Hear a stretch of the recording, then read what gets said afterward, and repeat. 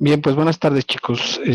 Pues el objeto de esta video es presentarles los ingresos por actividades empresariales y profesionales, tanto en la sección segunda, el régimen de incorporación fiscal, como la sección tercera, que de hecho es nueva, aún no está vigente, entrará en vigor a partir del 1 de junio de 2020, que es de los ingresos por la enajenación de bienes o la prestación de servicios a través de Internet mediante plataformas tecnológicas, aplicaciones informáticas y similares, ¿verdad? Este es el objeto del cual vamos a estar platicando en este apartado respecto a los temas. Obviamente, pues comenzaremos con el régimen de incorporación fiscal, que será el primero que estaremos aplicando. Obviamente la sección 2 del régimen de incorporación fiscal viene a integrarse a la ley del impuesto sobre la renta, sustituyendo en el año 2014 a dos regímenes que existían antes, ¿verdad? Que era el régimen de pequeños contribuyentes y el régimen intermedio de actividades empresariales y profesionales para efectos de dejar un solo régimen, ahora llamado régimen de incorporación fiscal.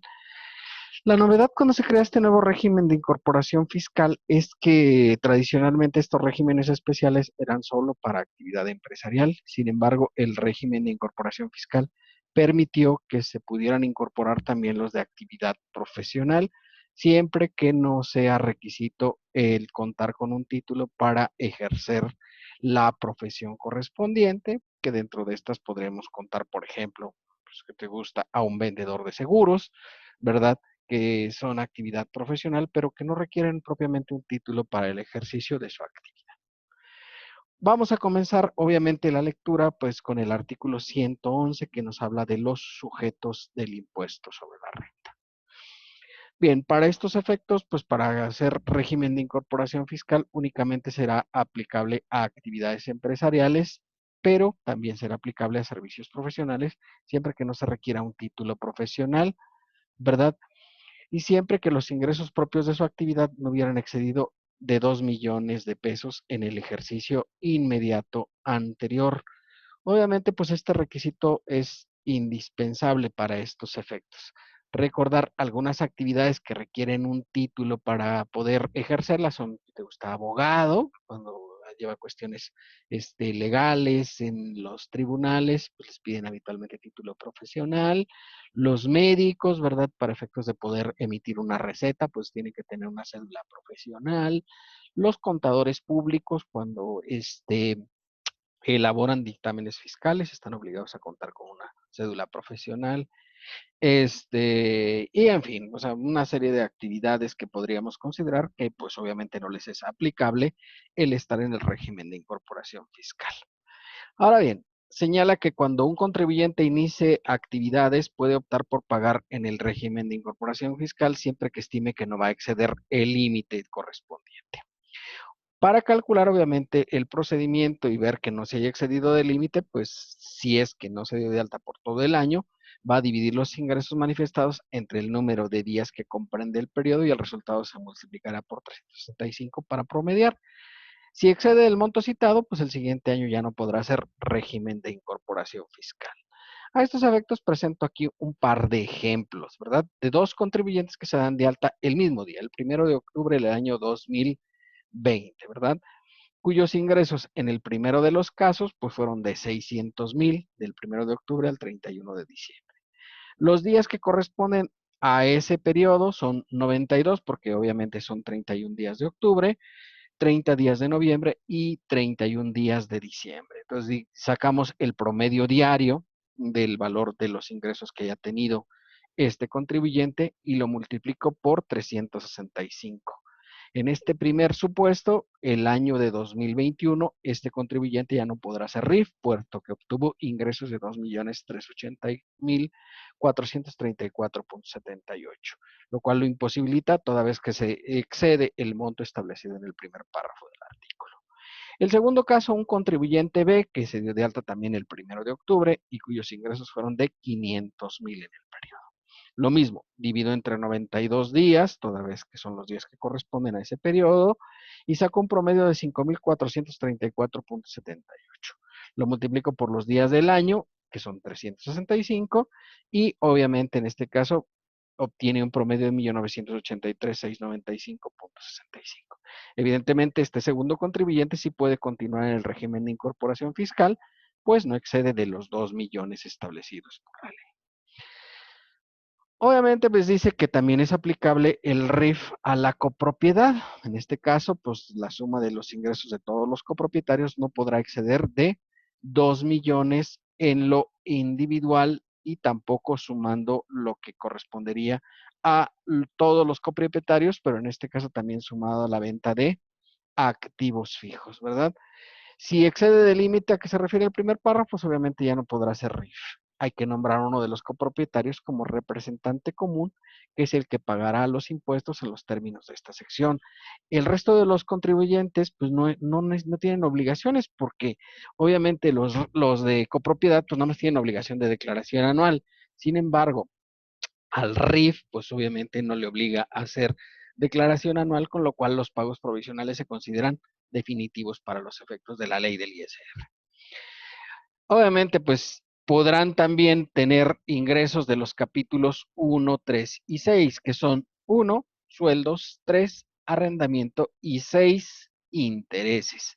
Si tienes ingresos de estos capítulos, puede ser RIF, pero siempre que la suma de todos los conceptos no pueda exceder del monto de 2 millones de pesos. Ese sería el requisito fundamental para poder continuar siendo RIF. Si excediera de 2 millones el monto sumados estos tres ingresos, que sueldos, arrendamiento e intereses, más la propia actividad empresarial en el régimen de incorporación fiscal, en ese supuesto ya no se puede ser RIF, ¿verdad? Y lo ejemplifico así muy fácilmente. Imagínate que tienes ingresos por sueldos de 50,000, 200,000 por arrendamiento y 1,000 pesos. Entonces serían 251,000 pesos lo que tendrías de ingresos, con lo cual pues tendrías hasta 1,749,000 pesos de RIF y no excederías de los 2 millones y obviamente pues podrías continuar como RIF el ejercicio inmediato siguiente.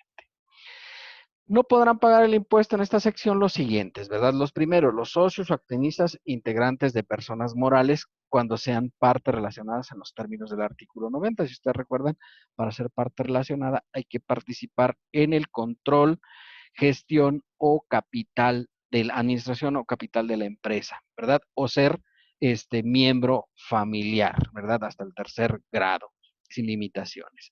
Entonces, a excepción de los siguientes.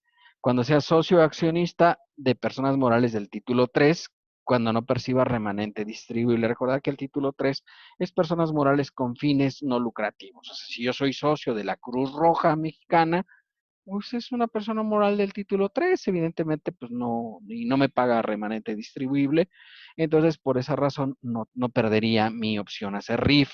O por ejemplo, en nuestro caso, ¿verdad? Ser miembro del Colegio de Contadores Públicos de Aguascalientes, pues obviamente si yo estuviera en el régimen de incorporación fiscal, pues no perdería eso porque esta persona es una persona con fines no lucrativos. En el caso de personas físicas que sean socios o integrantes de personas morales del 79, fracción 12, que se refiere a las cajas de ahorro y préstamo, ¿verdad? Sí, si yo soy, por ejemplo, voy a una caja de ahorro y pido un préstamo, pues lo primero que me piden es, dice, usted quiere un préstamo de 200,000 pesos, pues tiene que comprar acciones de la caja de ahorro y préstamo, ¿verdad? Y entonces, pues me dicen, sí, para hacerle el préstamo de 200,000 se tiene que volver socio y pues tiene que comprar acciones por 20,000 pesos, ¿de acuerdo? Entonces tú pones los 20,000 pesos y después de más o menos como unos 15 días de que ya te registran como socio, entonces ya puedes pedir un préstamo. Entonces dices, ahora sí ya le podemos prestar los 200,000. Obviamente los 20,000 que tú depositaste para ser socio se quedan en garantía en la operación. Dice que siempre, obviamente, que los ingresos por intereses no excedan de 2 millones sumados los de RIF, si es que pues, percibieras ingresos por intereses de estas empresas. Los socioaccionistas de asociaciones deportivas, ¿verdad? En los términos del título 2 de esta ley, siempre que no perciban ingresos de las personas morales. Por ejemplo, imagínate que soy socio del Campestre o de Pulgas Pandas o del Futurama, Pues esos son socios de instalaciones deportivas y para poder, por ejemplo, entrar al campestre, pues tengo que comprar acciones del mismo, al menos una acción, y entonces pues obviamente me vuelve socio accionista de esta empresa, pero pues yo eso no percibo un ingreso, al contrario, tengo que estar pagando las cuotas de mantenimiento, conservación y demás que fije el club para poder utilizar las instalaciones deportivas. Entonces, por esa razón no pierdes tu régimen de incorporación fiscal si aún siendo socio de estas instituciones deportivas. Dice que no hay vinculación entre cónyuges o las personas con que tenga relación de parentesco siempre que no exista una relación comercial o influencia de negocio. Porque imagínate que yo tengo una paletería, ¿verdad?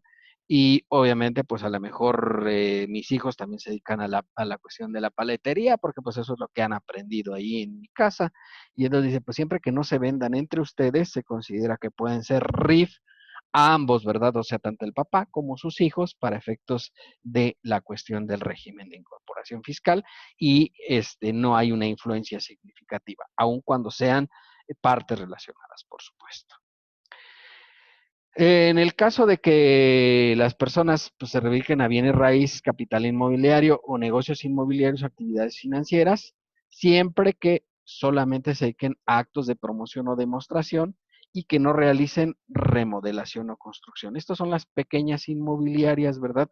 Que encontramos luego de repente en algunos sitios en los cuales, pues evidentemente, pues hay una pequeña inmobiliaria que es la que se encarga de luego realizar las actividades comunes, pero pues dice que no realiza actividades de remodelación. Entonces, esta pequeña inmobiliaria que nada más llega y presenta las casas, las muestra a los clientes, dice que está bien bonita y demás, pues dice, ah, esa puede continuar como RIF. Lo que no pueden ser RIF son las grandes, las constructoras, ¿verdad? Esas sí no pueden ser.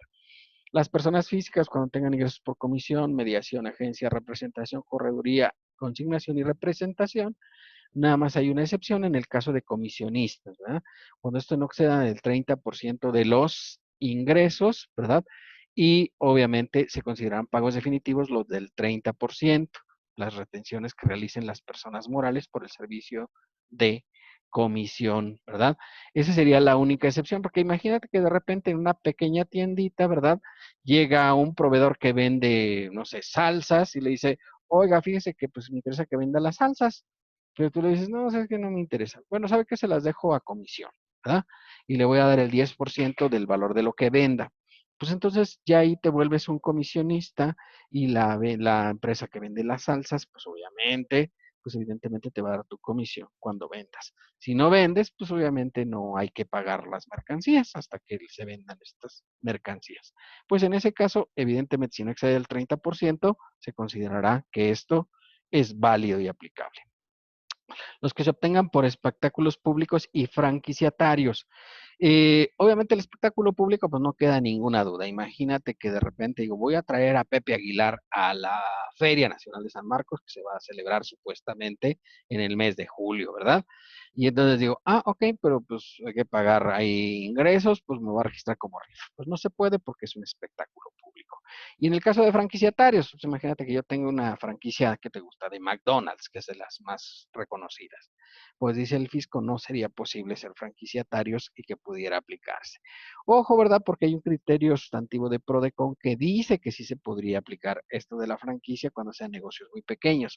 Porque ya habíamos señalado, imagínate que yo tengo una franquicia de la Michoacana, ¿verdad? Que es una tienda de paletas de hielo muy famosa aquí en Aguascalientes y hay casi una en cada barrio. Bueno, pues eventualmente son negocios luego muy pequeñitos que tienen tres, cuatro refrigeradores y están en locales muy pequeños. Entonces, pues dice la PROECON, en ese caso sí pudieran ser franquiciatarios y podrían aplicar como régimen de incorporación fiscal. Obviamente, hay que hacer una solicitud en PRODECON para que te den la autorización. Los que se realizan a través de fideicomisos o asociaciones en participación, de hecho, estos conceptos están considerados en el 8 de la ley de ISR como personas morales. Entonces, pues, ni deberían estar aquí, pero bueno, pues dice que si tú tienes negocios por fideicomiso o asociación en participación, ¿verdad? No puedes estar en el régimen de incorporación fiscal por obvias razones, ¿verdad? Y esta es nueva, esta se agregó obviamente a partir de este año, ¿verdad? Los que se presten o enajenaciones por a través de Internet, a través de plataformas tecnológicas, aplicaciones informáticas o similares, de acuerdo con la sección 3 de este capítulo, porque evidentemente pues ya no es aplicable esta disposición toda vez que pues ya van a tener su propio capítulo. Entonces, por ejemplo, un conductor de Uber, que antes en muchos casos los teníamos registrados en el régimen de incorporación fiscal, pues va a tener que dejar este régimen. Recordar que lo de plataformas digitales estará vigente a partir del 1 de junio, ¿verdad? Y entonces, por lo pronto, estos conductores de Uber pueden seguir tributando como régimen de incorporación fiscal de aquí hasta el 31 de mayo. El 1 de junio, pues obviamente Uber les va a comenzar a retener y eventualmente ya no va a ser obligatorio que estén aquí. Inclusive, pues veremos más adelante en plataformas digitales que si el valor de los ingresos no excede de 300,000, se consideraría pago definitivo, que lo más común es que no excedan de 300,000, porque pues obviamente los ingresos en estos conceptos pues no son demasiado elevados tampoco para efectos de la consideración, ¿de acuerdo? Los pagos provisionales para efectos de este capítulo son bimestrales, ¿verdad? Y se entregan el pago es definitivo a más tarde el 17 de los meses de marzo, mayo, julio, septiembre, noviembre y enero del año siguiente, mediante declaración en la que se determina, pues, con el siguiente procedimiento. La utilidad fiscal del bimestre se obtenía restando de la totalidad de los ingresos de dicho bimestre obtenidos en efectivo, bienes y servicios, las deducciones autorizadas, ¿verdad? Siempre que se hayan erogado efectivamente y la erogación es efectivamente realizadas también en activos fijos, gastos y cargos diferidos y la participación de los trabajadores en las utilidades de las empresas pagadas en el ejercicio en los términos del 123. Entonces, a este valor, pues obviamente, ¿verdad?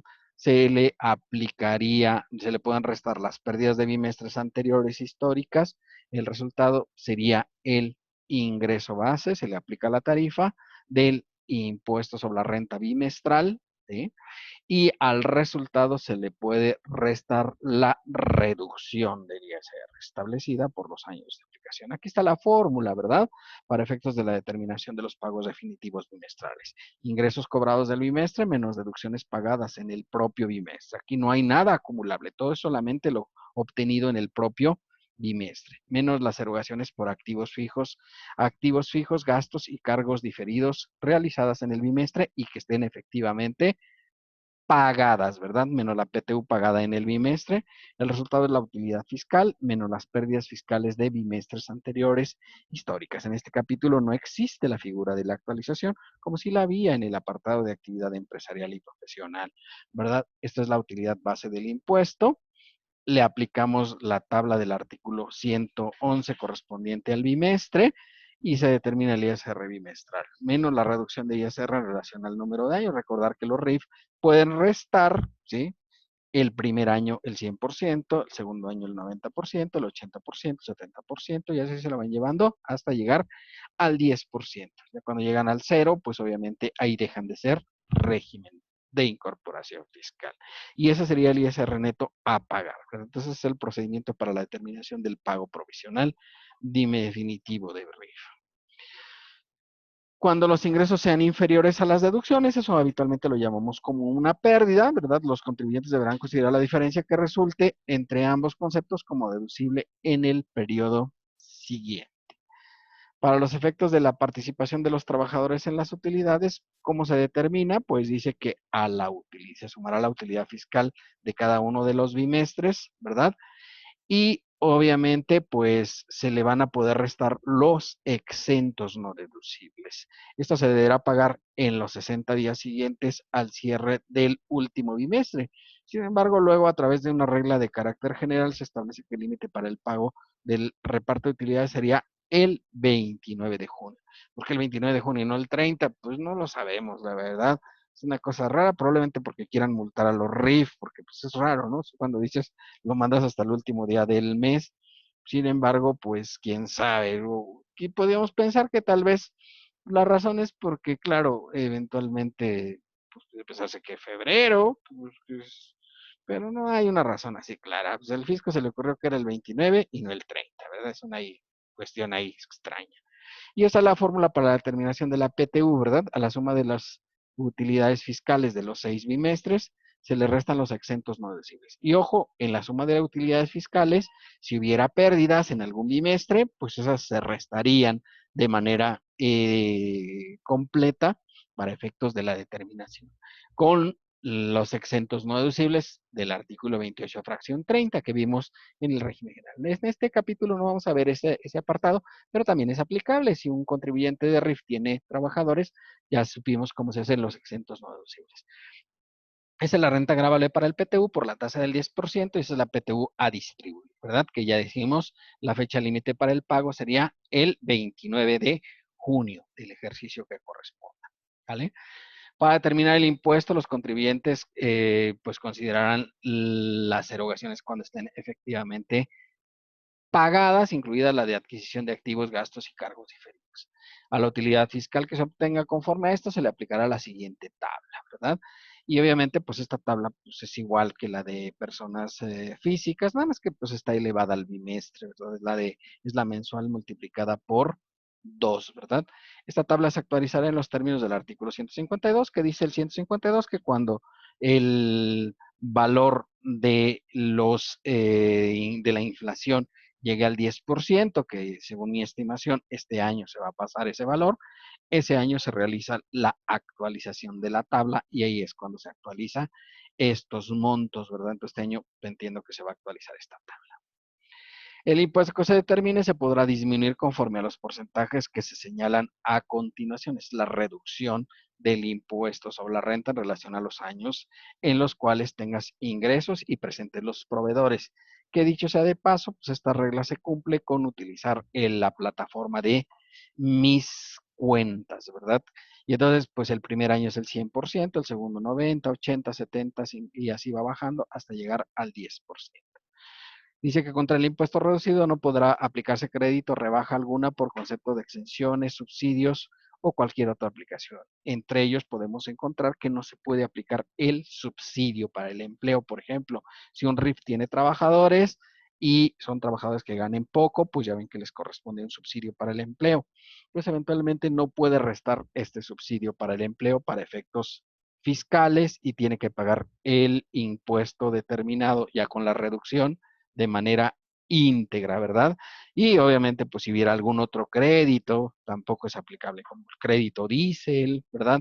El crédito por uso de carreteras, etcétera, pues no lo puede aplicar y obviamente, pues tiene que pagar el impuesto de manera completa sin considerar todo este tipo de créditos. ¿Sí?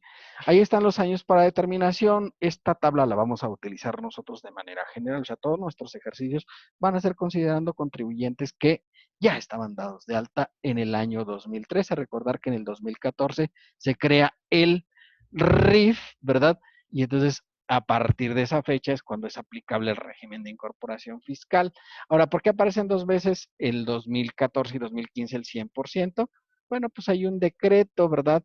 En el cual se establece que el 2014 y el 2015 será el 100%, lo vamos a ver un poco más adelante, y entonces por esa razón los que estudian en RIF desde 2013, que entraron automáticamente, eran pequeños contribuyentes y los pasaron a RIF, pues habitualmente pues ya tendrían este descuento del 100%, pero por 2 años, ¿verdad? Y así 2016, 90, y así se la va llevando hasta 2024. Para todos nuestros ejercicios, hacemos esta tabla como valor correspondiente. Dice que a partir del 1 de enero de 2025 el contribuyente pasa a ser del régimen general de ley y deja de ser RIF, ¿verdad? Obviamente, pues habrá que esperar qué pasa en el 2025. Por lo pronto, esta es la regla general, ¿no? De que cuando termina esta tabla, pues automáticamente se acabó el tiempo de estar tributando como régimen de incorporación fiscal. Obviamente es lo que dice esta regla, ¿no? Que los contribuyentes de RIF podrán durar un máximo de 10 ejercicios fiscales, porque es un régimen, como su nombre lo dice, que busca incorporar a los contribuyentes a el régimen general de ley, por eso solamente duran 10 años y al terminar los 10 años pues pasan a ser régimen general. Entonces los que venían ya tributando como RIF pues ya no es posible. Y aquí va una opción que no es recomendable, he dicho, ni la vamos a ver porque pues realmente no conviene nunca, jamás, pero si alguien la quiere aplicar, pues es válido, ¿no? Podrán optar por determinar los pagos bimestrales aplicando el coeficiente de utilidad, así como lo hacemos en personas morales, ¿verdad? Yo como no conozco a nadie que lo haya hecho, digo, pues ¿para qué vamos a perder tiempo haciendo eso si en realidad pues no tiene ningún sentido y ninguna razón, ya que nadie lo usa? Obviamente, si utilizaste para pagos provisionales el coeficiente de utilidad, estos pasan a ser pagos provisionales y estarás obligado a presentar declaración del ejercicio. Esta opción no podrá variarse en el propio ejercicio. ¿Qué quiere decir? Que el año siguiente sí puedes cambiar de opción y volverte régimen general. Perdón, pueden aplicar ya la opción general, que es que los pagos provisionales sean definitivos. Esa es la regla genérica para este apartado. Artículo 112, obligaciones de los de RIF. Bueno, pues los de RIF están sujetos al régimen, tendrán las siguientes obligaciones. Uno, pues inscripción en el Registro Federal de Contribuyentes, pues no tiene lugar a dudas, ¿verdad? Conservar los comprobantes que reúnan requisitos fiscales, ¿sí? Únicamente cuando existan esos comprobantes. Registrar en medios y sistemas electrónicos, ¿verdad? Los ingresos, egresos y deducciones. Este sistema se llama Mis Cuentas. Es obligatorio para los RIF, no es opcional, o sea, se tiene que utilizar este sistema. Si alguien dice, oiga, pero es que yo necesito llevar una contabilidad, pues ¿puedo llevar el Compact? Pues yo creo que sí, pero la verdad es que la obligatoriedad es usar Mis Cuentas para el registro de ingresos, egresos, inversiones y deducciones, ¿de acuerdo?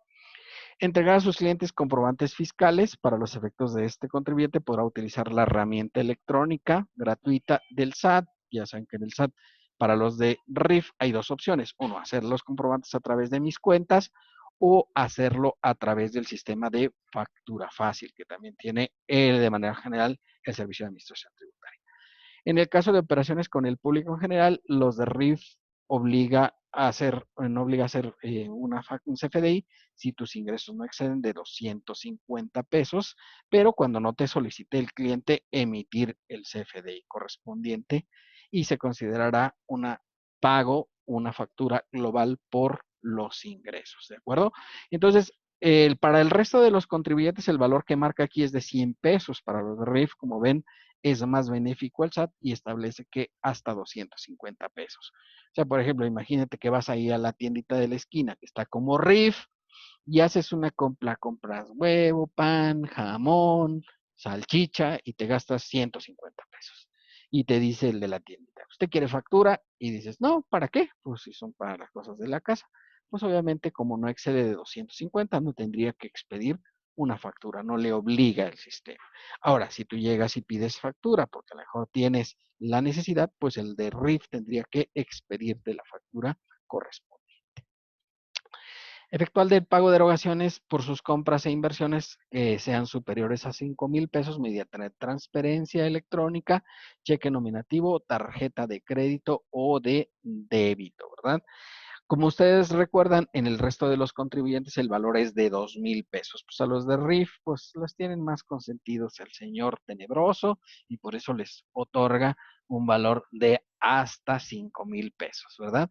En el caso de adquisiciones por combustible para vehículos terrestres o maríticos, se deberán efectuar aunque el valor no exceda de 5,000 pesos con cheque, tarjeta o transferencia. Sin embargo, hay una regla miscelánea, la 3.132, que establece que si se pagan hasta 2,000 pesos por cada carga, no es necesario que se haga con cheque, tarjeta de transferencia y se puede pagar en efectivo. La veremos un poco más adelante, ¿verdad?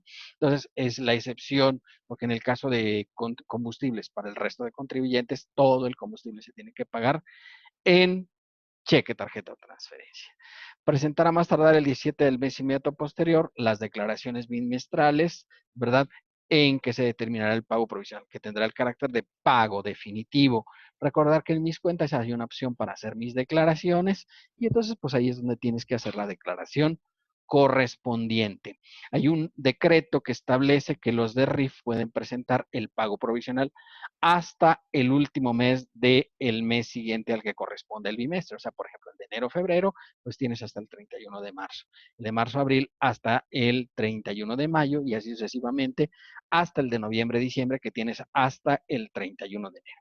En este caso, pues no aplica el resto del calendario que hay para otros contribuyentes de 1, 2, 3, 4, 5 días, dependiendo del sector dígito numérico del RFC, porque obviamente ya sería un doble beneficio. Entonces, por esta razón, a ellos solamente, como ya aplican el beneficio de contar con un plazo adicional al establecido por la propia ley, por esa razón ya nada más les permite considerar hasta el último día del mes posterior al bimestre. En el caso de sueldos y salarios, ¿verdad? Deberán efectuar las retenciones y pagarán conjuntamente con las bimestrales, ¿verdad? Los de RIF tienen ese beneficio fiscal porque el IVA también es mensual y el IEPS también es mensual, pero si eres de RIF puedes hacer los pagos provisionales de manera bimestral conjuntamente con los de RIF y en este caso puedes prorrogar tus pagos hasta el último día del mes siguiente al bimestre, ¿verdad? Entonces ahí pagarán también en el caso de sueldos, porque también hay la obligación en el capítulo de sueldos es que sean mensuales, pero en RIF se les da esa posibilidad de hacer todos sus pagos, tanto de lo propio de RIF como retenciones por salarios, en caso que sean contribuyentes del IVA o del impuesto especial sobre producción de servicios, también podrán hacerlo de manera bimestral en las mismas fechas del pago provisional de RIF. Pagar el impuesto sobre la renta en los términos de esta sección, ¿verdad?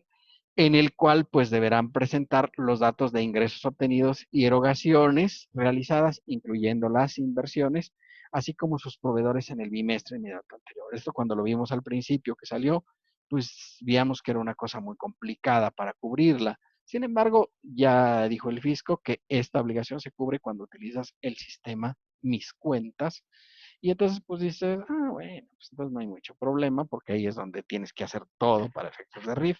Entonces si cumples con tus obligaciones en mis cuentas, pues no hay problema. Todo esto está cubierto, ¿verdad? Ahora bien, esto es muy importante, ¿verdad? No se presente en el plazo establecido de la declaración 2 veces en forma consecutiva o en 3 ocasiones durante un periodo de 6 meses, ¿verdad? Incumpla por primera vez en dicha obligación, dejará de tributar en el régimen de incorporación fiscal. Cuando salió esta disposición, pues nos pareció muy peligrosa, porque imagínate, de repente los RIF, pues se les olvida, ¿no? O sea, fíjese que se me olvidó traerle la documentación, ¿verdad? Ya estamos ahorita en el mes de mayo, ¿verdad? Y desde octubre no se dejaba ver el RIF, entonces ya debe 3 bimestres. Sin embargo, pues la ley luego a través de reglas de carácter general dice que cuando le requieran al RIF y todavía si le requieren es que incumpla con los requerimientos, ¿verdad? Para poder perderlo de RIF. Entonces, si no le han requerido, no pasa nada. Esto sigue estando como RIF, ¿verdad? Pero pues es son de las causas. Recordar que hasta aquí pues hemos visto 3 causas fundamentales para poder perder lo de régimen de incorporación fiscal. Uno, por exceder de los 2 millones de ingresos. La segunda, obviamente, porque hayan transcurrido 10 años entre la fecha en la cual pues la persona de RIF ya estaba. Ahorita pues todavía no nadie entra a esa opción, pero obviamente pues ya en el 2025 habrá quien ya cumpla con esta obligación de haber estado ya 10 años en el RIF y obviamente pues ya no puede continuar. Y la tercera es por incumplir 2 veces consecutivas con el pago de RIF o en 3 ocasiones en 6 años, siempre que se le hayan requerido las declaraciones y el RIF haya incumplido con los requerimientos. En todos los demás casos, pues no está obligado. Pero esas son las 3 fundamentales para tener que abandonar el régimen de incorporación fiscal. ¿Qué pasa cuando pasa eso? Bueno, pues a partir del mes siguiente al que corresponda, pues tendré que tributar en el régimen general de ley, que es el único que queda adicional al DR. Obviamente, cuando los ingresos propios de la actividad empresarial excedan del monto establecido, dice que a partir del mes siguiente al que pase ello, dejaré de tributar en el régimen de incorporación fiscal. Imagínate que yo, pues ya tengo mis facturas y de enero a octubre yo ya facturé 2,040,000 pesos. Pues obviamente el 1 de noviembre ya tendré que ser régimen de incorporación, del régimen general de ley, perdón, y perderé lo de régimen de incorporación fiscal, porque obviamente me pasé del valor de los ingresos. Se abre un ejercicio irregular, que sería de 2 meses en el régimen general, y dice que obviamente cuando dejas de ser RIF, ya no podrás volver a tributar como RIF, aunque hay un criterio sustantivo de parte de la PRODECON que establece que sí se puede volver a hacer RIF. O sea, imagínate, a mí me pasa esto en el año 2020, en el cual pues de enero a octubre tengo ingresos por 2.040.000. Noviembre y diciembre, pues ya tengo que ser régimen general. Pero en el 2021 tuve ingresos totales en todo el año por 1.800.000 pesos. Dice, entonces en el 2022 podría volver a ser régimen de incorporación fiscal. Pues técnicamente aplicando esta regla que dice que no se puede volver a tributar como RIF, pues sería que no. Sin embargo, ¿verdad? La regla genérica establecida por Prodecon es que si tú ya cumples con los requisitos, podrías solicitar a la Prodecon para que en el año 2022 ya pudieras volver a hacer régimen de incorporación fiscal, si ya no te pasaste, porque obtuve ingresos de 1.980.000 en el 2021. Entonces, ahora hay que solicitarlo y tiene que ser en el mes de enero. Solo en el mes de enero se puede hacer este cambio, ¿verdad? Pero tiene que ser a través de una solicitud que haga Prodecon. No puedes ir al SAT a hacer el cambio, no te lo permite. Dice que si hay en zonas rurales, pues podrán ser liberadas de cumplir las obligaciones de presentar declaraciones. Dice el fisco, a través de regla de carácter general, que nunca se va a cumplir esto y que si estás en zonas alejadas, pues vayas al SAT, ahí te ayudan a hacer tu declaración o bien a la Oficina de Finanzas del Estado, con las cuales el SAT siempre tiene convenio para que ahí te ayuden a hacer tu declaración. Entonces, nunca es aplicable este último párrafo. ¿Qué pasa cuando un RIF vende su negocio, verdad? Bueno, pues dice que si vende la totalidad del negocio, activos, gastos y cargos diferidos, no podrá tributar en esta sección la persona que adquirió el negocio. Hay una excepción a la regla, ¿verdad? Para el adquirente. Dice, no será aplicable cuando el adquirente presente dentro de los 15 días a la fecha de la operación, ¿verdad? Que adquirió el negocio de RIF y obviamente señale cuánto tiempo duró en RIF la persona que le está vendiendo el negocio. Dice que en este caso, imagínate que compré un negocio que te llevaba 2 años en el RIF. Dice, bueno, pues ya nomás le quedan 8 años en RIF, ¿verdad? Pero tengo que presentar el aviso correspondiente. O sea, si yo, por ejemplo, pues compro el negocio el 2 de mayo, ¿verdad? Pues tendría más o menos como hasta el 20 de mayo aproximadamente, porque son 15 días hábiles para presentar el aviso. Si me olvida presentar el aviso de adquisición de negocios de RIF, perdería derecho a continuar como RIF por los 8 años que le faltaban a la persona que me vendió el negocio. ¿Qué pasa con el enajenante? Pues dice que debe acumular el ingreso en el capítulo 4 del título 4, o sea, en el capítulo de enajenación de bienes. No son ingresos por actividad empresarial, sino por enajenación de bienes y obviamente pues pagar el ISR en el capítulo 4, ¿de acuerdo? O sea, no paga como RIF, sino se va a otro capítulo para hacer el pago, porque en RIF, pues recuerden, las obligaciones son mucho más sencillas. Otros beneficios para RIF en otras disposiciones. RIF, pues como ven, solamente tiene tres artículos en general, ¿no? Entonces, pues parece que es un régimen muy pequeño. Sin embargo, hay una cantidad importante de disposiciones que tenemos que repasar porque el RIF, pues es el régimen número 2 en cuanto a número de contribuyentes, solamente por detrás de sueldos y salarios, que como ya hemos visto, pues obviamente es el más importante y el más grande en el apartado de actividad empresarial. Entonces hay que empezar a ver este tipo de disposiciones adicionales. El primer supuesto muy importante es la opción para pagar gasolina en efectivo, que ya lo habíamos señalado, ¿verdad? Se dice que en el caso de RIF se puede pagar en efectivo la gasolina siempre que no exceda de 2,000 pesos. Y obviamente, pues lo habitual es que ni el coche más grande pueda meter más de 2,000 pesos, ¿verdad? Para vehículos marítimos, aéreos o terrestres. Y están amparados por CFDI, pero debe haber una factura por cada adquisición. Es que en este régimen están, por ejemplo, ya habíamos dicho, estaban anteriormente los de Uber, pero también están los taxistas, por ejemplo, muchos de ellos están en el régimen de incorporación fiscal, y entonces, pues dice el fisco, muy bien, entonces si tú estás en este apartado, habitualmente los taxistas cargan a veces hasta 2, 3 veces gasolina, ¿verdad? Y la quieren hacer deducible y habitualmente la pagan en efectivo.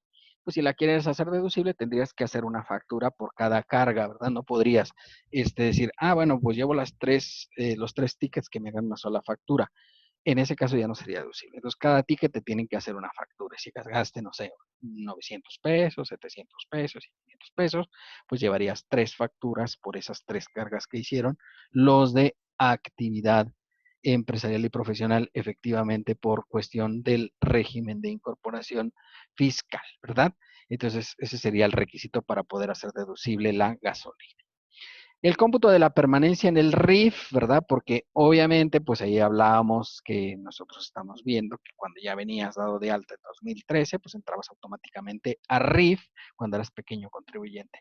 Pero ¿qué pasa si, por ejemplo, yo doy de alta un contribuyente hoy, ¿verdad? Que estamos a 3 de mayo. Bueno, pues dice que en este caso se toma por años de tributación, ¿verdad? Y entonces, en este caso se tomará por un plazo de 12 meses. ¿Qué quiere decir? Que obviamente pues consideraré lo de régimen de incorporación fiscal hasta el mes de abril del año 2021 tendría derecho a aplicar el 100% de reducción de ISR, ¿verdad? Y dice que se entiende por año completo, pues cuando son 12 meses consecutivos, entonces por eso sería hasta el mes de abril de la fecha del alta, ¿de acuerdo? Entonces eso es importante para la consideración, sin embargo luego tenemos problemas porque mis cuentas toman automáticamente en los años que tiene en RIF para efectos de aplicarle la reducción. Entonces, si tienes ese problema, pues ahí sí sería un problema real que no sería aplicable. ¿De acuerdo? Entonces, obviamente, pues hay que considerar este y obviamente, pues dice que sería únicamente para la reducción a que se refiere este apartado y obviamente también aplicaría para efectos de la ley de ingresos de la federación. ¿De acuerdo? ¿Qué pasa cuando un contribuyente de RIF entra en suspensión de actividad? O sea, imagínate un contribuyente que se dio de alta en el año 2019, ¿sí? El 1 de enero de 2019, y de repente entra en suspensión de actividades por todo el año 2020. ¿Sí? No tiene actividades, entra en suspensión de actividades. Dice el fisco, perderá el tiempo que esté en suspensión de actividades. En 2021 se vuelve a dar de alta, decir, entonces voy a aplicar el 90%, porque yo en el 2019 pues aplicaba el 100%. En 2020 pues debía haber aplicado el 90%, ¿sí? Y en 2021 sería el 80%. ¿Por qué no puede aplicar el 90%? Porque pierde el tiempo que estuvo en suspensión de actividades. O sea, el tiempo sigue corriendo y por eso no tendría derecho a aplicar ya el 90%, sino aplicaría el 80%. ¿Sí? ¿Puedo darme de alta en las entidades federativas? Pues sí, para no tener que ir ahí a Hacienda, a la Unifila, ¿no? Ya ven que luego ahí a veces hay una fila inmensa y pues estamos ahí en el sol y demás. Entonces dices, no voy a ir a finanzas. Y en las oficinas de finanzas, pues hay una oficina de atención a los contribuyentes y ahí puedo presentar el aviso de inscripción, ¿verdad? Y también, obviamente, que le corresponda a su domicilio, pues si es de aquí de Aguascalientes y de cualquiera de sus municipios, porque puede ser una persona que te gusta de Cosío y viene a inscribirse, pues obviamente Cosío es un municipio de Aguascalientes y pues vendría, se daría de alta en la oficina de finanzas del estado de Aguascalientes. ¿Qué pasa con las operaciones con el público en general? Bueno, pues dice el fisco que puede expedirse en la operación con público en federal. Hay varias opciones. ¿Verdad? Expedir un CFDI diario, semanal, mensual, donde conten los impuestos realizados.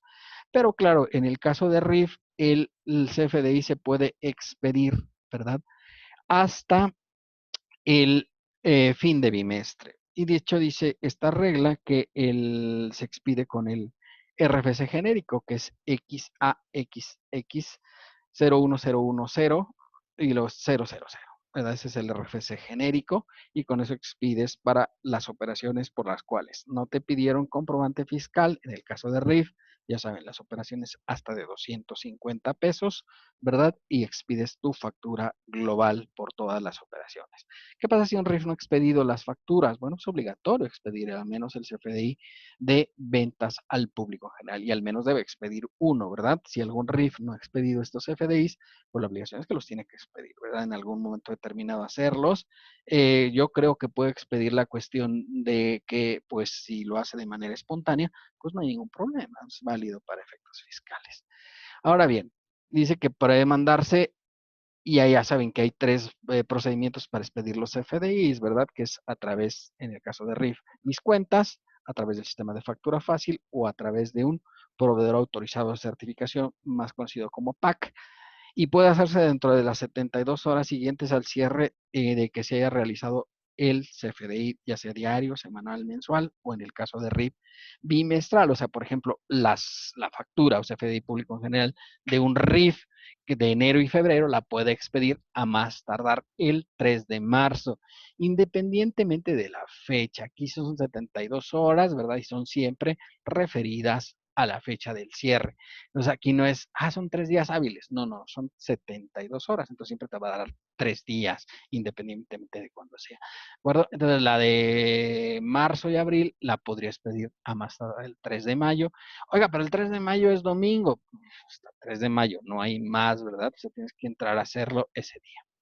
Dice aquí que se debe separar el monto del IVA y del IEPS, sin embargo, pues ya veremos más adelante entre las reglas generales que no es obligatorio que se separe el IVA y el IEPS para los de régimen de incorporación fiscal, si quieren aplicar el artículo 23 de la cuestión del régimen de incorporación fiscal. Para el resto de los adquirientes, o sea, el resto de los contribuyentes no estarán obligados a expedir un CFDI cuando sean operaciones al público en general y no excedan de 100 pesos. En el caso de RIF, recordar, son 250 pesos, porque el señor los quiere y los quiere bien, entonces por eso les da un monto mayor para las operaciones al público. O sea, una persona moral, pues tiene que expedir una factura cuando las compras sean superiores o las ventas sean superiores a 100 pesos. Llega una persona y compra ahí en mi establecimiento 170 pesos. Pues tengo que expedir CFDI porque obviamente esa no puede entrar a público en general. ¿De acuerdo?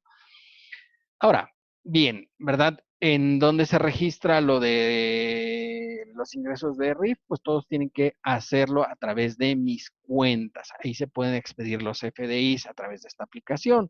No es obligatorio, ¿verdad? Y el SAT pues, les incorporará el sello digital, o sea, puede utilizar las otras dos opciones, factura fácil o a través de un proveedor autorizado de certificación conocido como PAC.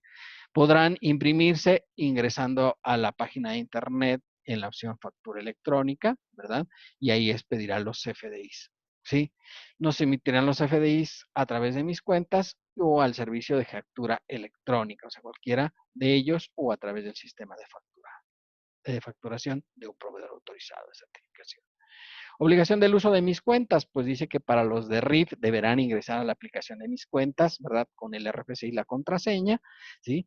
Y podrán optar por el sistema, no podrán optar por el sistema de referencia otros contribuyentes, pero los de RIF es obligatorio. Ahí capturarán sus ingresos y sus gastos y obviamente podrán emitir ahí los FDIs, no es obligatorio, pero si alguien lo quiere hacer ahí, pues lo podrá hacer, ¿verdad? Y los que no se encuentren registrados, pues ahí se registrarán los gastos correspondientes, ¿verdad?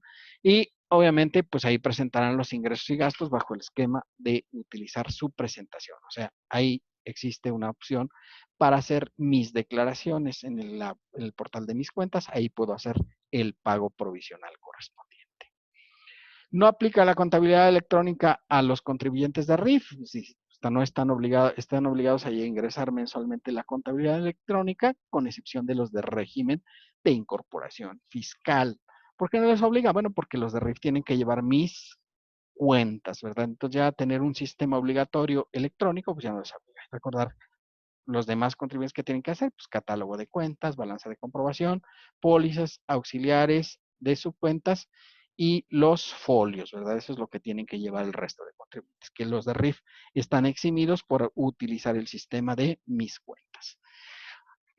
Obviamente, por la conservación de la contabilidad, los contribuyentes de RIF, al llevar mis cuentas, están exceptuados de conservar la contabilidad. Entonces, ellos pueden utilizar el principio de úsese y tírese, que hay una película muy famosa para ello, en el cual, pues, obviamente, los de RIF no tienen que conservar contabilidad. ¿Cuánto tengo que conservar la contabilidad?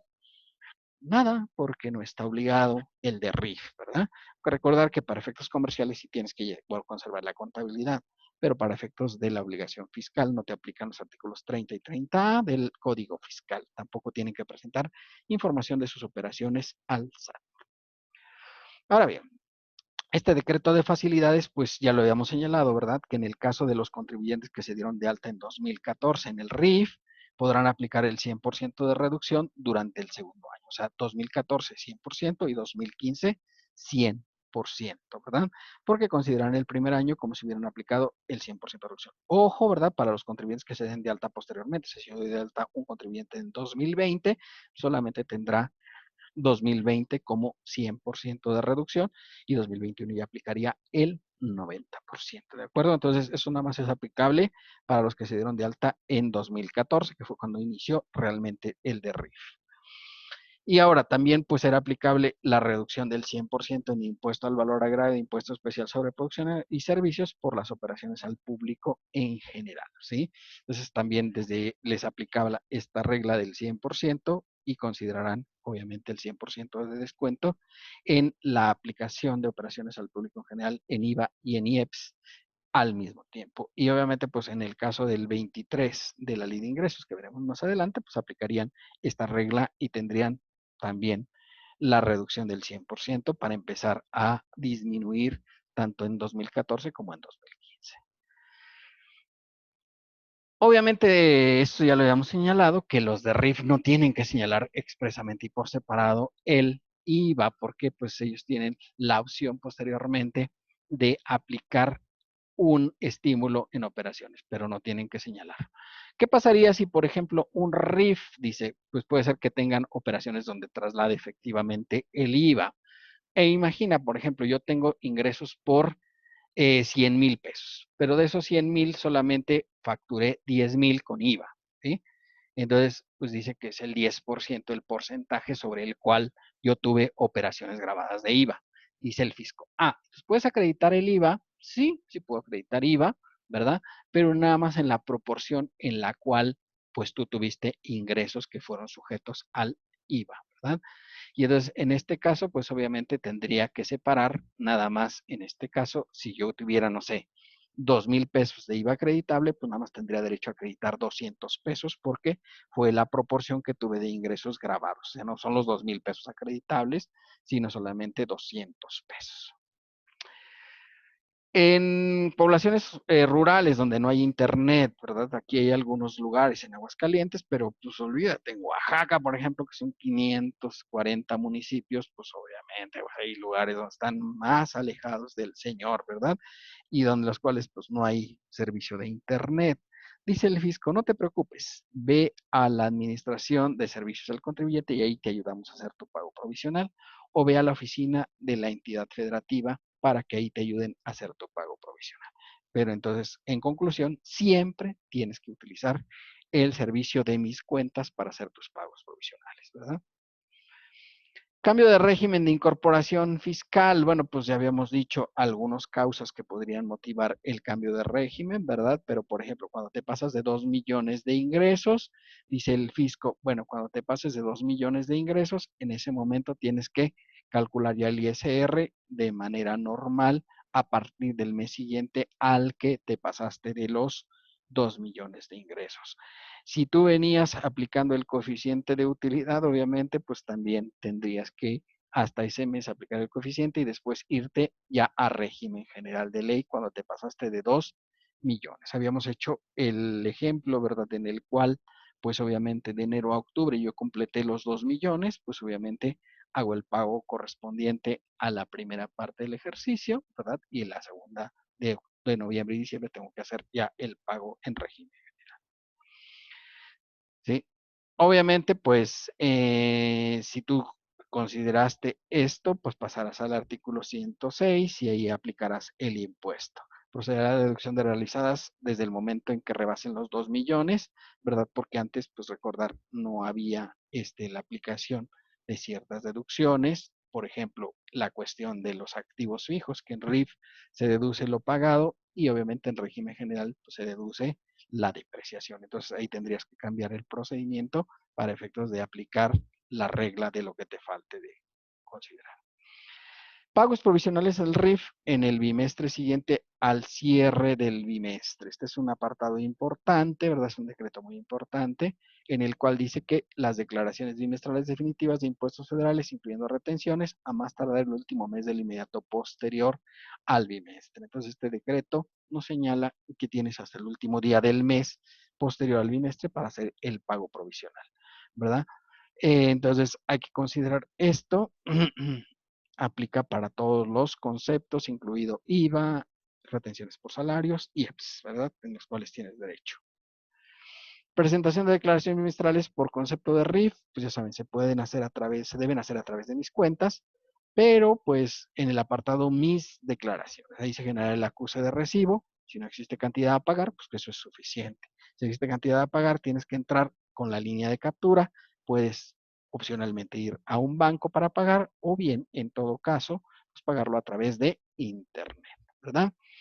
Dice que los que anteriormente venían pagando en declaraciones y pagos pueden continuar haciéndolo aunque sean régimen de incorporación fiscal, ¿verdad? A mí me han platicado que, por ejemplo, retenciones por salarios, pues las tienes que hacer en el sistema de declaraciones y pagos, puesto que RIF no tiene habilitado una opción para hacer el pago correspondiente a ese concepto, como sí se da en el caso de IVA y EPS, que también se pueden sumar al valor del ingreso, pero en el caso de retenciones por sueldo sí tienes que hacerlo a través de declaraciones y pagos.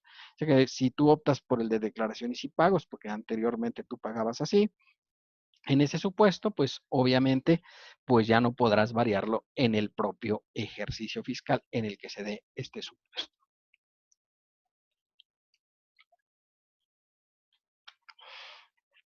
¿Qué pasa con el pago de la PTU a RIF? Bueno, pues la ley dice que se deberá de pagar en los 60 días siguientes aquel en el que se otorgó la PTU. Sin embargo, dice que los de RIF podrán pagar el reparto de utilidades a sus trabajadores a más tardar el 29 de junio del año de que se trate, ¿verdad? Esta regla es importante porque les da un plazo mayor y nosotros vamos a aplicar siempre esta regla porque es la que aplicamos realmente en la vida práctica, ¿de acuerdo?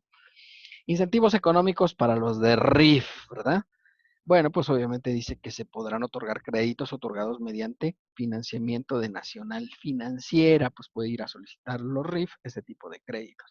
Capacitación impartida por el SAT a fin de fomentar la cultura contributiva y la educación fiscal a través de las entidades federativas que podrán hacer cursos para los de RIF, que aprendan cómo hacer sus pagos, conferencias y talleres en instituciones públicas y privadas, ¿verdad? En las cámaras de comercio, de industria, etcétera, ahí podrán hacer esta difusión o en eventos colectivos de educación fiscal en universidades, ¿verdad? Donde existan carreras dirigidas a incubadoras o empresas, ¿verdad?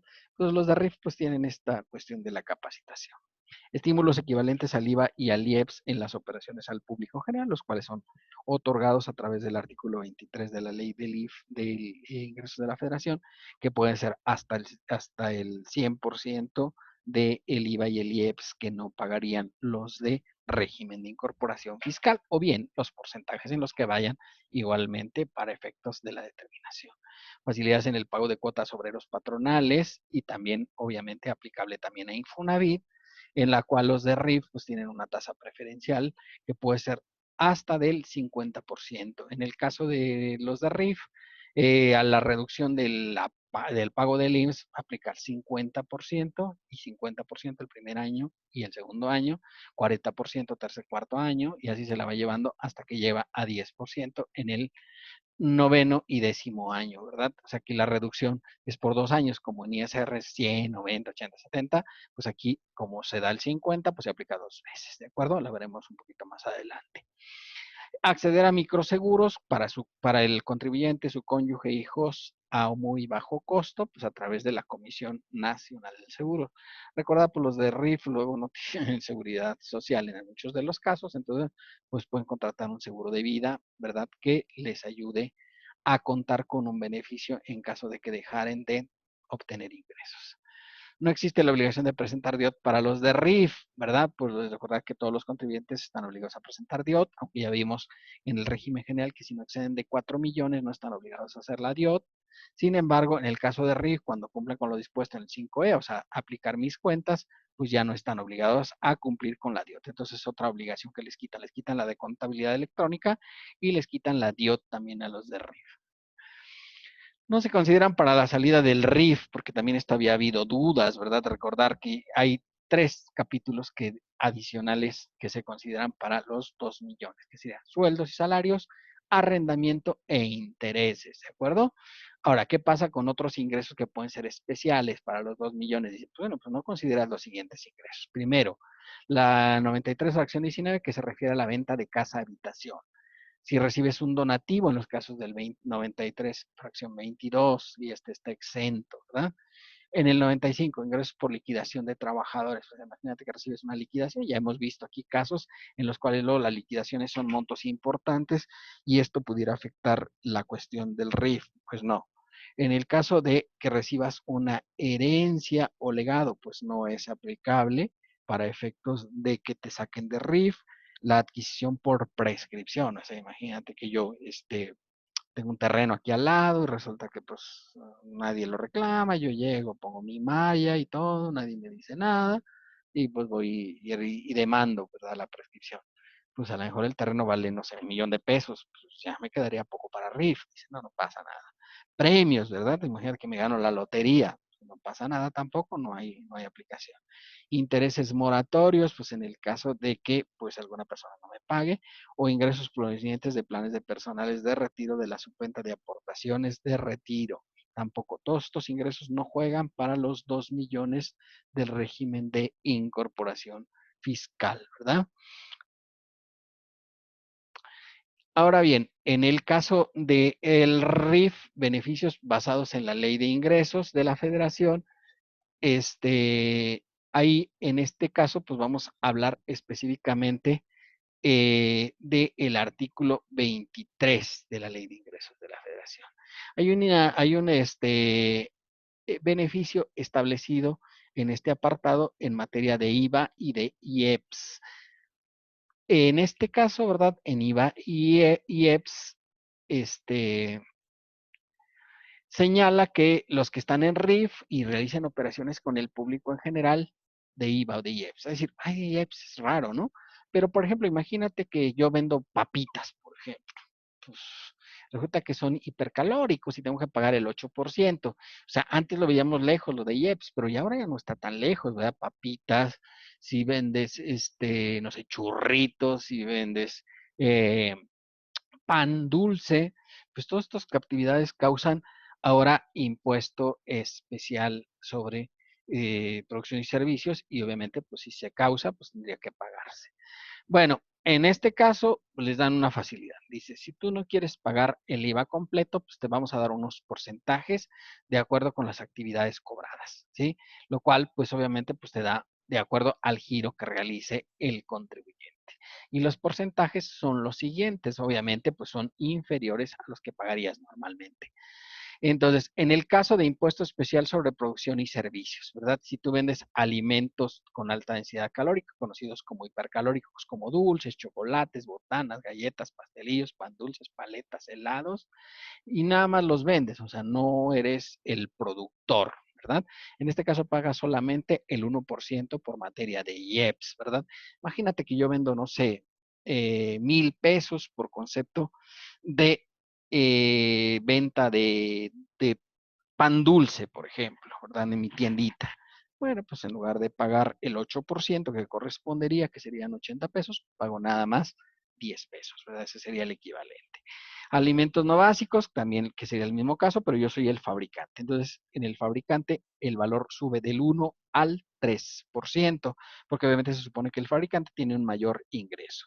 Bebidas alcohólicas, ¿verdad? No incluye la cerveza, porque la cerveza no es sujeta a este concepto, pagas el 10%. Entonces, bebidas alcohólicas, cuando seas fabricante, 21%.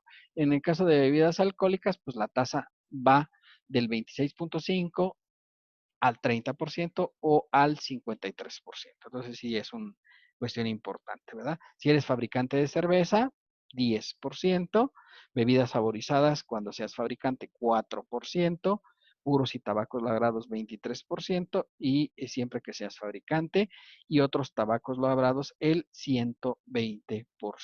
Recuerda recordar que en el caso de tabacos en general, pues la tasa de ISR es del 150%, entonces por eso sí es un beneficio importante, ¿verdad? Entonces, como ven, sí es una baja importante en materia de impuesto especial sobre producción y servicios. La más común que vemos en la práctica es la de hipercalóricos, ¿verdad? Sí, que la tasa general es del 8%, pero aquí para el comercializador llega a ser del 1%. Y en el caso de bebidas alcohólicas, el comercializador, ¿verdad? Si nada más vendes en tu tienda, no sé, vino, pues en lugar de pagar hasta el 53%, pagas el 10%. En el caso del IVA, ¿verdad? Aquí vienen diversas actividades: minería 8%, manufacturas y construcción 6%, comercio incluye arrendamiento de bienes muebles 2%. O sea, por ejemplo, imagínate que yo me dedico a la compraventa de productos alimenticios. Bueno, pues si tengo operaciones con el público en general, puedo optar por pagar el 2% en lugar de pagar el 16%. O imagínate que yo rento sillas, pues el 2%, ¿verdad? Prestación de servicios incluye restaurantes, fondas, bares, negocios similares, el servicio de alimentos y bebidas, 8%. Si yo nada más vendo alimentos y medicinas, 0%, porque de hecho es la que aplica en la ley, ¿de acuerdo? Entonces, si yo tengo más de una actividad de las señaladas, ¿verdad? Pues tomaré, obviamente, donde tenga el sector preponderante. Esa será la que aplicaré como principal, ¿verdad? Porque pues puede ser que yo tenga comercio, ¿verdad? Que venda nada más bienes, pero también tengo ahí un pequeño restaurante, ¿verdad? Entonces, pues tengo las dos actividades. Tengo la actividad comercial, pero a lo mejor vendo pues, también tortas, ¿verdad? Y entonces digo, ah, caray, pues entonces tendría que considerar la que tenga mayores ingresos, ¿verdad? De esas dos. Ah, no, pues sabes qué, pues, lo que más vendo es en mi tienda. Y entonces digo, ah, pues entonces aplico el 2% en lugar del 8%, ¿de acuerdo? Bueno, obviamente, pues si el impuesto al valor agregado, el impuesto especial a pagar fueron realizados con el público general, sin que proceda ningún acreditamiento contra ello, porque obviamente, pues si estás aplicando las tasas reducidas, pues, ya no puedes acreditar. ¿Qué pasa si yo realizo operaciones al público en general y otras con comprobante fiscal? Dice, pues hay que sacar el porcentaje donde hayas presentado el valor expresamente y por separado, y hace un momento lo señalaba, ¿verdad? O sea, imagínate que yo tengo ingresos por 100,000 pesos, ¿verdad? Y tengo facturados 10,000 pesos con IVA por separado, o sea, con nombre, RFC, etcétera. Los 90,000 fueron al público en general. Quiere decir que solamente el 10% del valor. Entonces yo ahí determinaría 1,600 de ISR, ¿de acuerdo? Perdón, de IVA. Pero, pues tuve IVA acreditable por 3,000 pesos, ¿sale? Pero como yo nada más puedo acreditar la proporción en la que fueron mis ingresos, no fueron al público en general. En este caso, como yo facturé 10,000 y mis ingresos son de 100,000 en total, entonces dices, ah, bueno, solamente el 10%. Si tú tienes IVA acreditable por 3,000 pesos, pues nada más puedes acreditar 300 pesos. De los 1,800 le resto los 300 pesos y, perdón, de 1,600 le presto 300, ¿verdad? Y ya nada más pago el remanente 1,300 pesos, pero no puedo acreditar los 3,000 pesos porque obviamente como tuve operaciones con público en general y apliqué este beneficio, ¿verdad? Por eso tengo que determinar la proporción. Sí, obviamente, si expides los comprobantes, ¿verdad? No debes trasladar en forma expresa y por separado ni el IVA ni el IEPS, ¿verdad? Y el acreditamiento del impuesto agregado pues, serán aplicables cuando proceda en la proporción, lo que ya señalé, pues, de las ventas que causaron impuesto. Obviamente, los contribuyentes que se refiere este artículo determinarán el impuesto al valor agregado aplicando el impuesto especial, la fracción 1, o sea, las porcentajes, pero además puedes aplicar en la siguiente, ¿verdad? A los porcentajes se les puede aplicar la siguiente reducción dependiendo del número de años. Si tú ya venías tributando, recordar, en el caso de la reducción, el primer año es el 100%, pero si aplicaste el decreto sería el primero y segundo año, 2014 y 2015, el 100%, 2016, 90%, 2017, 80%, 2018, 70%, 2019, 60% y 2020, 50%, ¿verdad? Entonces, si vamos al 2020, el 50%, ¿verdad? Y habíamos dicho que, por ejemplo, en el caso de comercializados pagabas el 1% de IEPS, ¿verdad? Y pagabas el 8% del IVA, pues obviamente, en lugar de pagar el 8%, pues aplicaría que estoy en el año 6 y aplico el 50%. Entonces, en lugar del 8, pues aplico el 4. Y eso iría reduciéndose de manera proporcional para efectos prácticos, ¿verdad? Entonces, es importante considerar estos supuestos para efectos de la determinación del impuesto sobre la renta, porque si no se aplican, pues tendrías un beneficio adicional. Entonces, sí es importante la aplicación de este beneficio, ¿verdad? Entonces, sí consideramos que es válido el, el descuento adicional que tienes, aún a pesar de haber aplicado las tasas, ¿verdad? Pues todavía hay un descuento extra dependiendo de los años que lleves en el régimen de incorporación fiscal, como en la misma tasa que tenemos, la misma aplicación que teníamos para efectos de la ley del impuesto sobre la renta. Ahora, los mini RIF, ¿verdad? Que podemos decir que son los peque RIF, pero pues bueno, son los que no exceden de 300,000 de ingresos, ¿verdad? ¿Qué pasa con ellos? Bueno, dice que en el caso de que tú seas un mini RIF, la reducción aplicable será del 100% siempre. ¿Qué quiere decir? ¿Cuánto voy a pagar de IVA y de IEPS por operaciones al público general? Nada, y no habría que pagar absolutamente nada, ¿sí? Siempre que no excedas de este monto y no excedas de 300,000. Los contribuyentes que inicien actividades y que piensen que no van a exceder de este monto, pues obviamente pues pueden optar por esta disposición y no pagarán el impuesto. Obviamente hay que sacar el promedio, ya saben, el promedio será el resultado de dividir entre los números de meses, ¿verdad? Correspondiente al monto y obtenerlo entre el número de días. Ya habíamos sacado este promedio, entonces hay que determinar. Si te excedes de 300,000 pesos, ya no podrás continuar con un mini RIF, ¿verdad? Con un 100% de descuento. ¿Cuándo pierdo este descuento? Bueno, pues obviamente si es que exceda de 300,000 pesos, a partir del bimestre siguiente al que exceda, no procederá el descuento correspondiente como mini RIF y obviamente pues el número de años que lleve tributando en RIF, aplicaré el descuento correspondiente, ¿verdad? En los porcentajes. Eso es importante porque imagínate, yo en todos estos años que me di de alta desde, ya venía de alta desde 2013, siempre nunca me había excedido de 300,000, pero pues al mes de septiembre yo ya llevo 302,000 pesos, dice el fisco, ya te pasaste. Entonces, obviamente dice, terminas el bimestre y a partir del bimestre noviembre, diciembre, comenzarás ya a pagar lo que corresponda, aunque puedes seguir aplicando el decreto, pero adicionalmente tendrás derecho a un descuento extra por RIF, ¿verdad? Reducción de ISR por Seguridad Social e Infonavit. ¿Hay esta posibilidad? Sí. Este busca promover la incorporación al Seguro Social y podrán aplicar hasta un 50% de subsidio contra el Seguro Social a partir de 2016 y a partir de 2017 sería aplicable. Considerarán como primer año de tributación el año de 2015, ¿verdad? Bueno, ¿cuál será la proporción que aplicarán sobre la seguridad social? Pues consideran como límite las cuotas de un salario mínimo, base de cotización, hasta 3 salarios mínimos. Si él gana más de 3 salarios mínimos, pues obviamente ya no aplicaría la reducción. La reducción ya la habíamos señalado, ¿no? Es del primer año 50, el segundo año 50, 40, 40, 30, 30, 20, 20, 10, 10. Recuerden que si se dan de alta después, pues mi opinión es que sigue aplicando este decreto de seguridad social y podrían aplicar el 50% de reducción. En caso de Infonavit, pues aplicarían, obviamente, en lugar de pagar el 5%, pagarían el 2.5% como reducción correspondiente para efectos de la cuestión de la reducción del IMSS.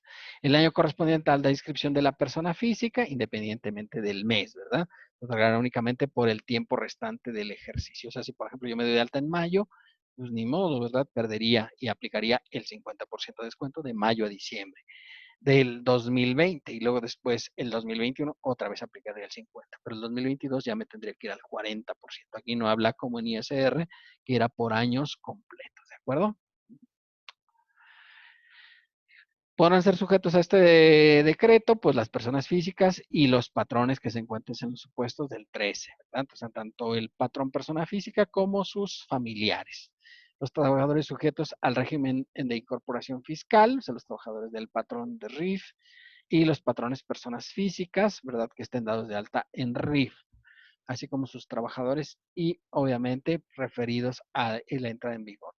Las personas físicas deben cumplir los siguientes requisitos. Tributar en el régimen de incorporación fiscal, que no hayan cotizado en los 24 meses previos. Si tú ya estabas dado de alta, ya no te aplica este decreto, ¿de acuerdo? Que no hayan cotizado ni recibido aportaciones a la subcuenta de vivienda en los últimos 24 meses, ¿de acuerdo?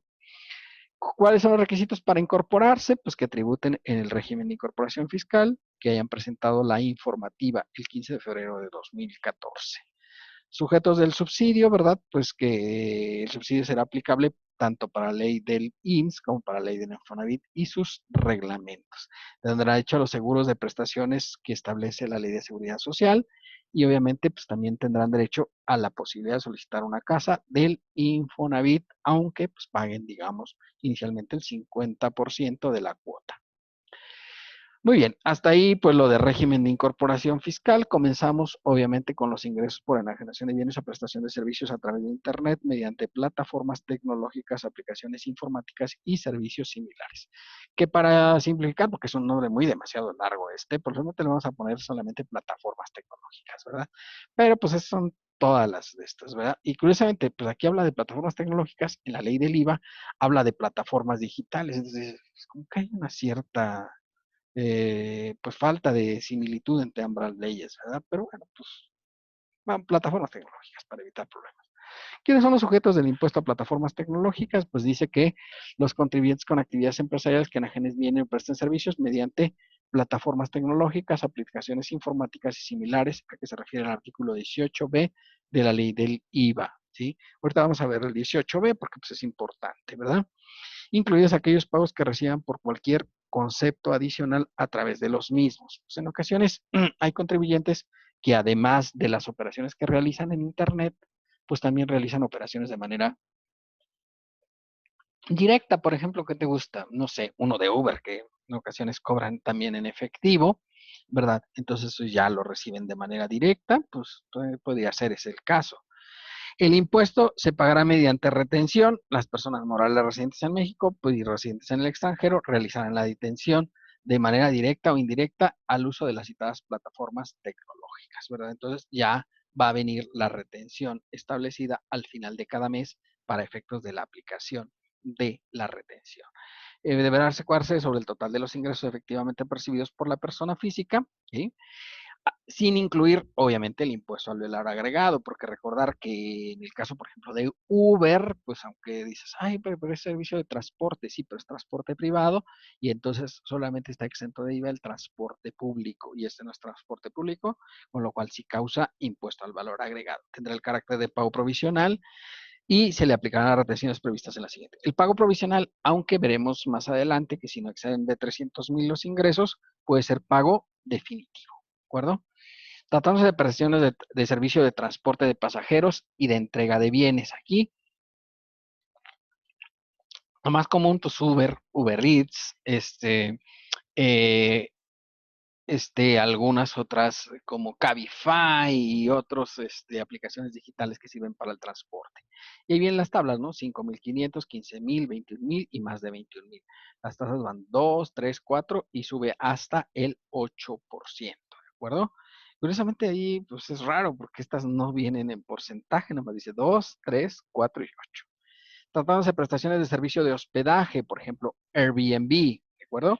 Ahí pues sería el 5, el 15, el 30 hasta 35,000 y más de 35,000. La aplicación va a ser de 2, 3, 5, ¿verdad? Y hasta el 10% de retención correspondiente, ¿de acuerdo?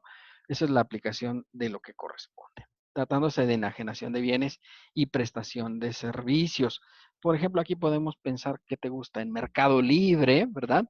En Amazon, ¿verdad? Si es que tú vendieras a través de estas plataformas, pues obviamente ahí pues te aplicarían hasta 1,500, 5,000, 10,000, 25,000, hasta 100,000 y más de 100,000. Va de 0,4, 0,5, 0,9, 1,1, 2 y 5,4. Curiosamente porque esta sí viene en porcentaje, entonces está rara un poquito la regla, pero así vienen las tablas, están copiadas exactamente como están en la ley. No sé si sea un error o de verdad así lo quiso poner Fisco. Las cantidades establecidas en moneda convencional contenidas en esta tabla se actualizarán en términos del artículo 152, último párrafo. Dice que se actualizarán las mismas fechas que se actualicen el resto de las tablas, que pues ya les había dicho que yo sospecho que este mismo año se van a actualizar. ¿Cómo se determina el pago provisional? Pues es muy fácil, ¿no? El ingreso obtenido sin deducción alguna se le pega la tasa de retención de acuerdo a la tabla y la actividad y obviamente pues será el pago provisional que aplica la plataforma digital. Aunque pues si el pago lo hace la persona física, ¿sí? Porque también puede ser que tenga ingresos propios, pues los ingresos propios tengo que considerar tanto lo que me retuvo la plataforma, pero yo tengo que hacer el pago de la retención de lo que yo recibí de manera directa. Y ya decíamos que, por ejemplo, los de Uber, pues luego cobran en efectivo. Si cobran en efectivo, pues él ya recibe directamente el ingreso y evidentemente, pues puede que proceda la retención de manera directa. ¿De acuerdo? Este es un caso excepcional cuando tú percibes ingresos de manera directa. O sea, imagínate a alguien de Mercado Libre, ¿verdad? Que vende en Mercado Libre, no sé, 10,000 pesos y ya le asignan la retención. Pero obtiene, llega una persona y compra, dice, ah, yo quiero comprar de manera directa o le habla por teléfono a la persona y obtiene el ingreso. Ese ya no lo hizo por plataforma y obviamente Mercado Libre ya no le va a retener. Entonces, en ese caso, los 8,000 pesos adicionales que vendió, pues tiene que pagar el impuesto y ya sumará el ingreso, los 10,000 que obtuvo por Mercado Libre, más los 8,000 que obtuvo de manera directa y descontará lo que ya le retuvo Mercado Libre porque obtuvo ingresos de manera directa y aplicará la tasa de retención sobre todos los ingresos, incluidos los ingresos propios. Dice que si no excede de 300,000, ¿verdad? Considerará que estos ingresos pues son pago definitivo y no tiene que pagar impuestos adicionales, ¿sí? Esa es la situación y la ventaja en este apartado. Definición de servicios digitales. Bueno, pues esta definición viene en la ley del IVA, no viene en la ley del ISR, pero pues es importante, ¿no? Para los efectos de este párrafo, se consideran únicamente los servicios digitales mencionados a continuación, proporcionados mediante aplicaciones o contenidos en formato digital de Internet u otra red, ¿verdad? Pudiendo no requerir la intervención humana siempre que sean los siguientes, ¿verdad? Descarga o acceso a imágenes, películas, texto, información, video, audio, música, juegos, juegos de azar, multimedia, ambientes multijugador, tonos musicales, noticias, información sobre tráfico, pronósticos meteorológicos y estadísticas. Como ejemplo tenemos ahí, pues yo creo que el más famoso es Netflix, ¿no? Ellos venden películas a través de internet, ¿verdad? Y obviamente, pues juegos de azar, por ejemplo, Caliente, ¿verdad? Que es una plataforma que se utiliza a través de Internet, juegos multimedia y a través de este multijugador, por ejemplo, el Xbox que está en línea, pues luego te cobran una cuota por jugar en línea, ¿verdad? No será aplicable a esta fracción a las descargas, acceso de libros, periódicos, revistas. Obviamente no le aplica en materia de IVA, pero en materia de ISR sí sería aplicable. Por ejemplo, Amazon, que inicialmente era una plataforma para venta de libros, ya luego cambió y ahora ya vende de todo, pero inicialmente Amazon vendía solamente libros, ¿no? Y Gandhi, que también tiene su opción para comprar libros en línea, pues estos obviamente que en términos generales, pues tienen la ventaja de que no pagan IVA, pero sí pagarían ISR. Los de intervención entre terceros que sean oferentes de bienes o servicios y los demandantes del mismo. Como ejemplo, Uber, ¿verdad? Pues de hecho ellos no tienen taxi, pero pues obviamente ofrecen el servicio de transporte. ¿Quiénes son los dueños de los coches? Pues los socios en este caso, ¿verdad? Mercado Libre, que es una aplicación para comprar-vender productos. Bueno, pues ahí se venden bienes, ¿verdad? Airbnb, que pues de hecho lo que hace es como renta de inmuebles, ¿verdad? Entonces tú puedes, a través de la plataforma, y obviamente Airbnb no tiene inmuebles, sino que personas se afilian a Airbnb y ellos son los que prestan el servicio, pues le aplicará la retención correspondiente. No se aplicará cuando se refiere a la intermediación o enajenación de bienes muebles usados. Recuerda, esto es materia de IVA, ¿sí? Y en IVA los bienes muebles usados no causan IVA, pero pues, en materia de renta sí causaría. Clubes en línea y páginas de citas. Pues digo que la más famosa es Tinder, ¿no? Donde tú te registras para buscar a ver si te encuentras por ahí alguna noviecilla. Y entonces, pues obviamente, pues, si te encuentras una noviecilla, te das de alta. Hay unas opciones en las cuales pagas y en las cuales no, pero obviamente si pagas, pues tendrá que haber este ingreso. ¿Cómo se considerará que hay ingreso? Bueno, pues siempre que la IP corresponda a nuestro país. Enseñanza a distancia o test o ejercicios. Por ejemplo, a mí se me ocurre Open English, que es una plataforma que es muy interesante en la cual pues te enseñan inglés, ¿no? Y ellos cobran una cuota pues por darte estos cursos. Pues obviamente pues todas esas tiendas de enseñanza a distancia que cobran una cuota, pues ahora tendrá que haber una cuota de recuperación siempre que hubiera, digamos, cierta contribuyente que fuera intermediario de este tipo de empresas. Pagos definitivos por ingresos en plataformas tecnológicas. ¿Cuándo se considera que los pagos son definitivos? Podrán optar a considerar como pagos definitivos en los siguientes casos. Y cuando únicamente obtengan ingresos a que se refiere el párrafo anterior, siempre que no hayan excedido de 300,000 pesos. Es decir, no excedes de 300,000 pesos, ¿verdad?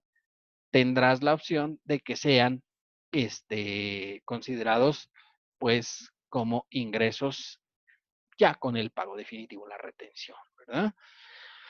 Las personas físicas que inicien actividades como pago definitivo, podrán optar a considerar como pago definitivo la retención si estiman que los ingresos no van a exceder del monto.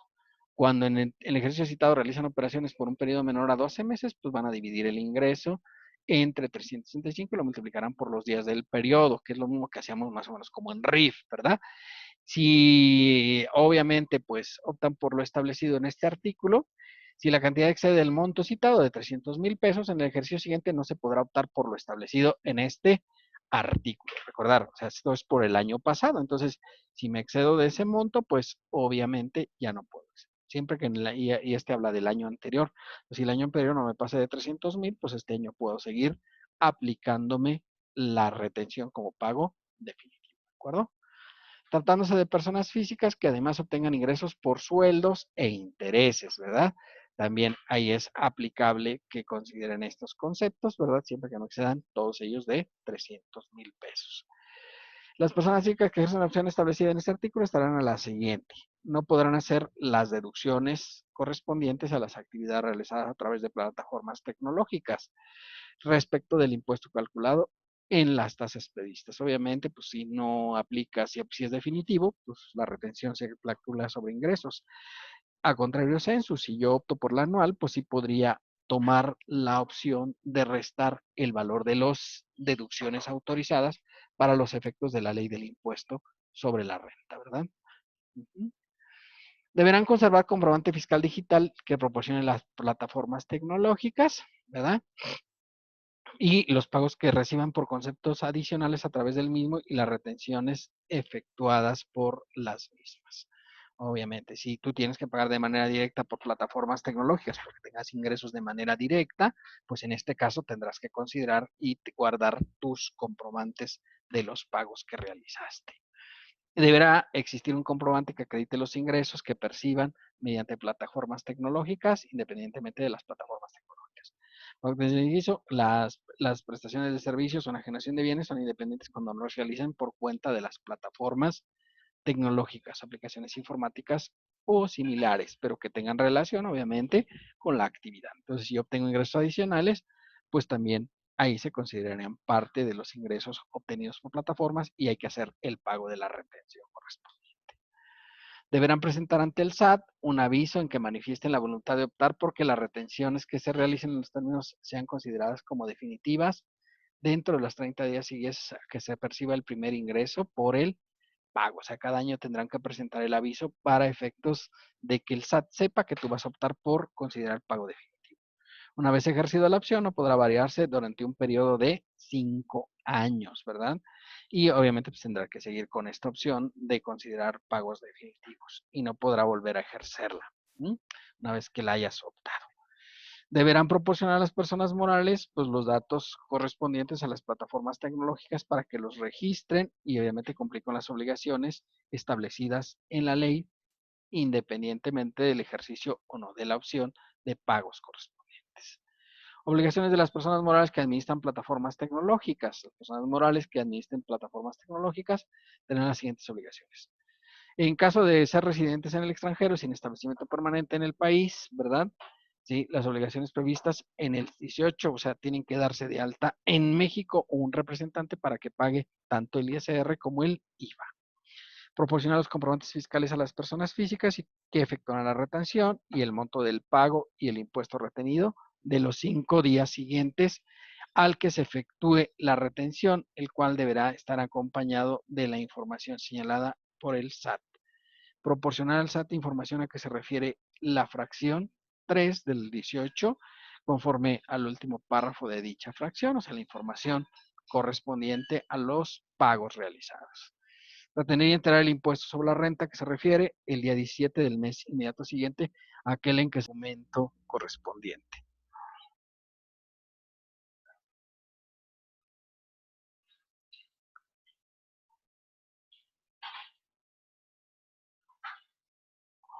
Y conservar como parte de su responsabilidad la documentación que demuestre que se efectuó la retención entero correspondiente, las obligaciones establecidas en las fracciones 3, 5 y 8 de carácter general en los términos de las reglas que expida el Servicio de Administración Tributaria. Que dicho sea de paso, pues todavía no las expide, debía haberse expedido en enero, pero pues así son estos de rebeldes que no las quieren expedir. Disposiciones transitorias aplicables a las plataformas digitales. Bueno, pues dice que los ingresos por plataformas digitales de la sección 3 serán aplicables a partir del 1 de junio de 2020, ¿verdad? El SAT debería emitir reglas a más tardar el 31 de enero, no las ha emitido, está pendiente, porque como entra hasta el 1 de junio, pues ¿para qué se van a poner ahí a hacer esas cosas por adelantado? No están capacitados. Los contribuyentes del RIF que ya venían tributando al 31 de diciembre del 2019, bueno, pues si ya venías tributando en el capítulo 2, o sea, como régimen de incorporación fiscal, dice, pues seguirás aplicando el 111, ¿verdad? Hasta en tanto entre en vigor este régimen y pagar el impuesto sobre la renta como si fueras régimen de incorporación fiscal hasta el 31 de mayo. Obviamente el 1 de junio entras ya a plataformas digitales y ya te olvidas de pagar el ISR como RIF, ¿verdad? Los que estaban ya en régimen general, ¿verdad? Porque pues, podría ser que algunos estuvieran en régimen general. La mayoría de los que estaban en plataformas digitales pues, estaban en RIF, entonces, bueno, pues obviamente. Los más comunes que veíamos en este apartado eran los de Uber, ¿verdad? Que pues obviamente pues, era un apartado, digamos, que era más o menos práctico. Entonces, si ya venías tributando como régimen general, dice, quédate en régimen general de ley hasta el 30 de junio de 2020, hasta el 1 de junio de 2020, ¿verdad? Porque ahí pasarás al régimen de plataformas digitales. Hay que presentar un aviso de cambio de opción a más tardar el 30 de junio. O sea, ¿por qué el 30 de junio? No, porque tienes 30 días para hacer el aviso. Entrarías a plataformas el 1 de junio, ¿verdad? Obviamente, pues tienes 30 días, por eso te dan hasta el 30 de junio para aplicar el aviso correspondiente. Expedición de los comprobantes dice que en el caso de las plataformas digitales, ¿verdad? Si son residentes en el extranjero sin establecimiento permanente en el país, no le sustituyen el CFDI para que expidan solamente un comprobante de retención que deberá señalar los requisitos que señale el SAT, que todavía no sabemos qué requisitos van a ser, pues todavía no está vigente. ¿Cuándo se actualizarán por primera vez las tablas? Dice que se van a actualizar cuando se actualice el artículo 152, que según mis cálculos será en el año 2021, es cuando se van a realizar la primera actualización. Pues muchas gracias por su atención, ¿verdad? Para este apartado de régimen de incorporación y plataformas digitales. Como ven, es un régimen importante, ¿verdad? Que tiene muchos contribuyentes. Gracias.